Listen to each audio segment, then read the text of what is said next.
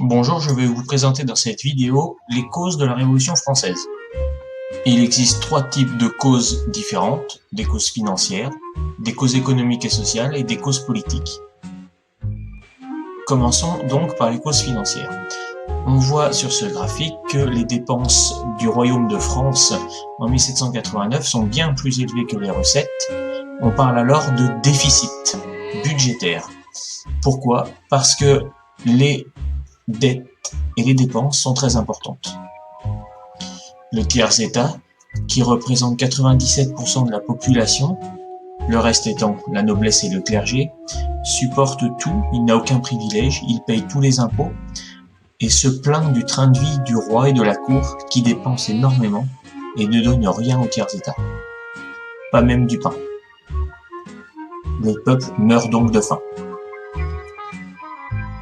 Ensuite, abordons les causes économiques et sociales, où l'on voit donc une forte hausse du prix du grain et une forte baisse des récoltes. Tout cela dû à de très mauvaises conditions météorologiques. La valeur du pain augmente, ce qui est l'aliment essentiel. Le peuple meurt donc de faim en 1789 et le roi n'y fait rien. Ajoutons enfin des causes politiques, et c'est le plus complexe.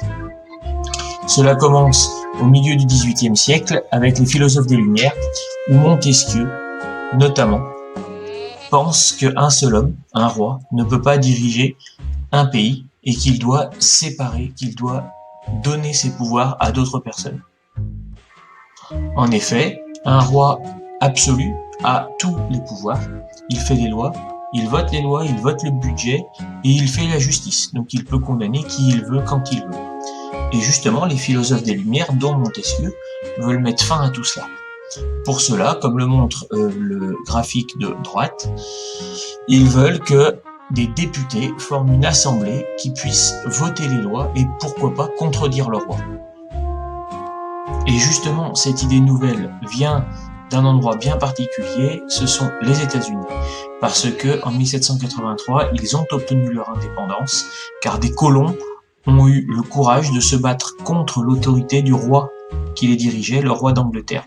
La France a participé à cette guerre, a permis la victoire des colons, et donc la France s'est dit, si les colons américains l'ont fait, pourquoi pas nous en France?